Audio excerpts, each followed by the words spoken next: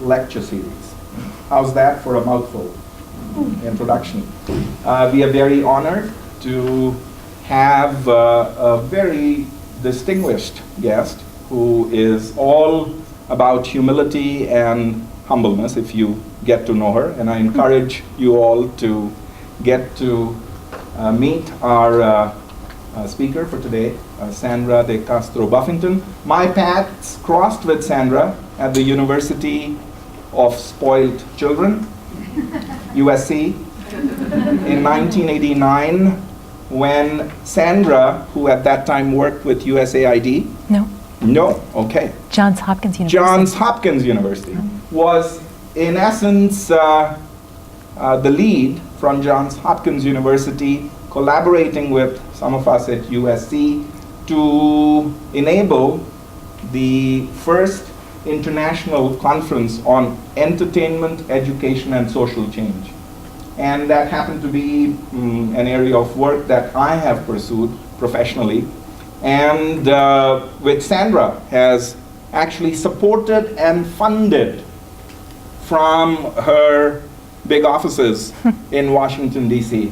You can read a lot about Sandra and her bio. Some of you may have access to it because we did send it out. I'll just say that at the present time, Sandra is the director of the Hollywood Health and Society program, which is located at the University of Southern California's Annenberg School's Norman Lear Center. Yeah?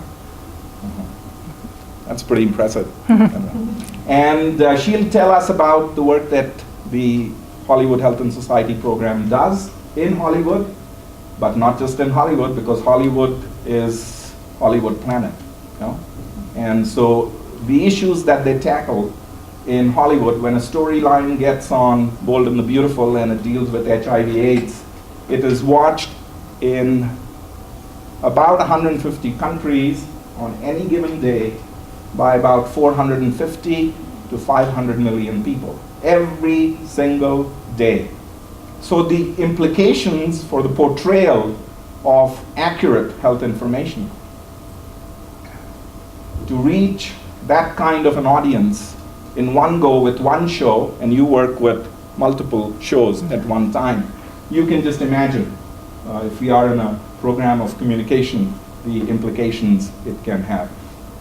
Sandra, what was the total value of the health communication programming portfolio that you managed on a yearly basis? It was over $100 million. So Sandra was in charge of $100 million of health communication programming at USAID, and the portfolio was global. Yes. It was global. Yeah. So in essence, we are very fortunate to have a person who has worked not just as a funder, donor, but somebody who's been involved in issues of policy making and program decision making in Washington, but with, of course, implications for global public health. And all this amounts to say that Sandra is, a very experienced, a global citizen, and very well versed in the power of the media and the power of what we all are engaged in and interested in to improve the quality of lives of people. So would you please join me in welcoming Sandra de Castro Buffington to UTEP. Thank you. Thank you. Okay. I'm not sure if I'm supposed to be holding this. Yes or no? No. No. I didn't think so. So. Oh, and I've been single. Department of Communication, disrupt, Okay. plug myself in. Now, is my microphone working? Can you hear me? Can everybody hear me? Well, first I'd like to thank Arvind and the organizers of this social justice dialogue series for the opportunity to be here with you today.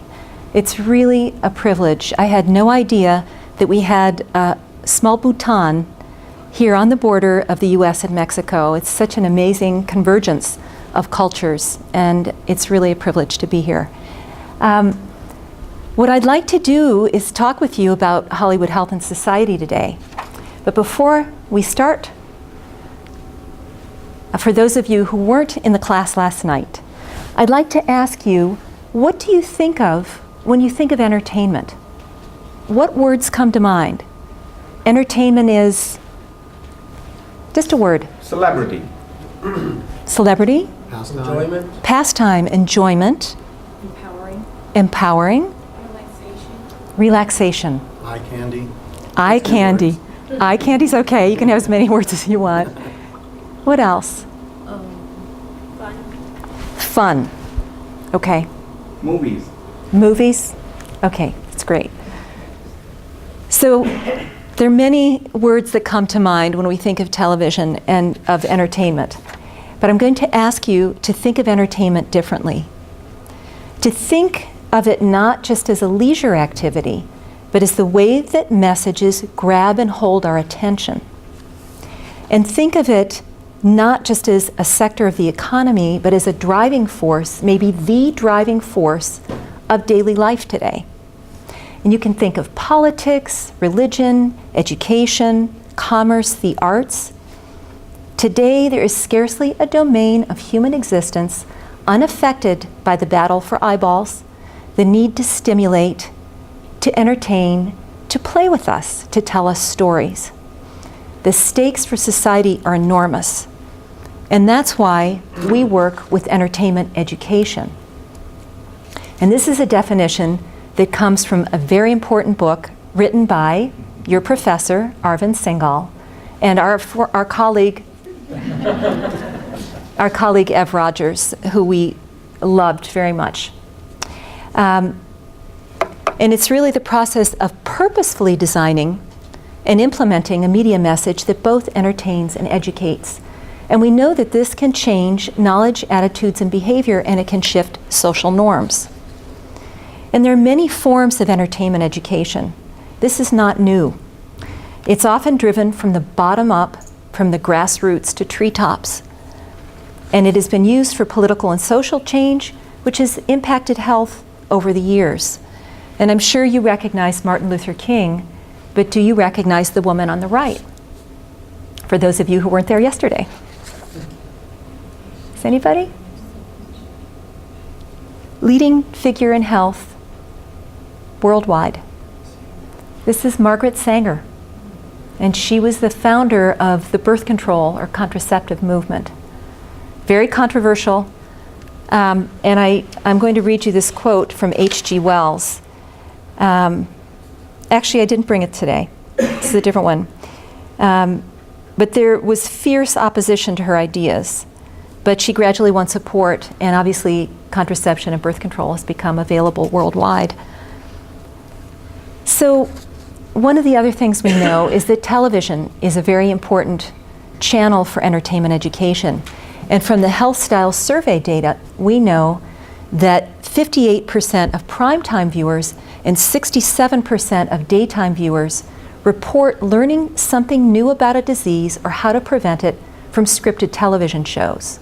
And 1/3 of them take action on what they've learned. And that makes our responsibility at Hollywood Health and Society really important to get accurate health content into TV storylines. Now we know from this media usage chart, and you look at the bars on the far left, that television use is on the rise. Even with the advent of new media, we know that people are continuing to watch television, and even more so. We also know that people are multitasking, and I'll get into that later in this talk. So Hollywood Health and Society harnesses the power of the entertainment media to improve the health and well-being of people around the world. So let's look at an example. How does this work? How many people here have seen Grey's Anatomy? Okay. So it's a very popular show. According to Nielsen ratings, it's one of the top shows in the US. So I'm going to show you a short clip. This was a piece on mother-to-child transmission of HIV. The Kaiser Family Foundation consulted on this part of the storyline, and Hollywood Health and Society consulted on other aspects of this episode. So let's take a look. Can we turn the lights It took on? so long. Congratulations, you're pregnant. You're sure? It's a big day for pregnant ladies. Pregnant ladies everywhere I turn. It's weird. So I'm only supposed to give you a couple of these, but this is like a month's supply of prenatal vitamin samples. They're free. No, we need to schedule an abortion. Okay. I'm sorry. I'm sorry. I'm so sorry. I don't mean to intrude, but you might want to sit with this for a few days before you make your decision. So there's no decision to make. I'm HIV positive. I knew it. You disapprove. You're here to push some kind of agenda, right? No. Listen, if you want to have an abortion because you want to have an abortion, then that's between you and whatever God you believe in. But if you want to have an abortion because you think that's what medicine is telling you to do, then that's between you and me. I was ineffectual. I was unclear. I've been on my heels a little bit lately, and I was unclear, so just listen, okay? I wasn't telling you there is some chance your baby might not be born sick. I was telling you there is a 98% chance your baby could be born perfectly healthy. A 98% chance. There's a higher chance of your baby being born with Down syndrome than there is of you passing HIV onto your child. I can't. I know you gave up on having children a long time ago, and I understand that it's difficult to readjust your thinking so quickly, but Sarah, if you take your meds responsibly, there's no reason why you can't have a beautiful, healthy baby. This is your chance, if you want it. This is your chance to be a mom. A 98% chance. 98% chance.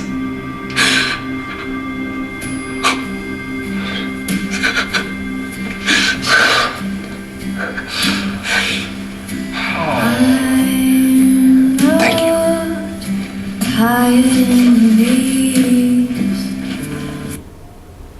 Okay, thank you. So this episode reached 17.5 million viewers in a single hour in this country alone. And Kaiser Family Foundation supported a study. It was 3 random telephone surveys of 1,500 regular viewers. So they did interviews 1 week before the storyline aired.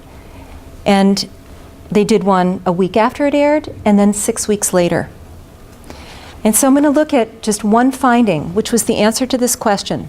As far as you know, if a woman who is HIV positive becomes pregnant and receives the proper treatment, what is the chance that she will give birth to a healthy baby, that is, a baby who is not infected with HIV?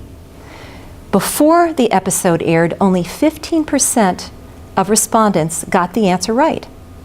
1 week after the episode aired, 61% of viewers got the answer right. And then 6 weeks later, there was a drop-off to 45%. That's still, from before the episode to 6 weeks later, a 3-fold increase in viewers who got the answer right. Or you could look at it as a 300% increase.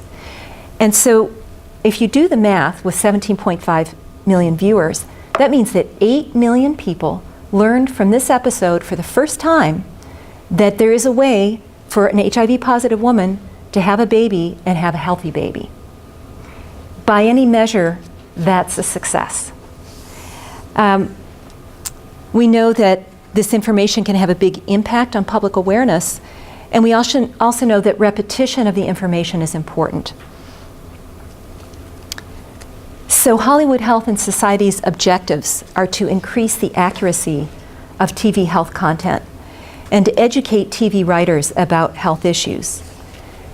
We serve as a credible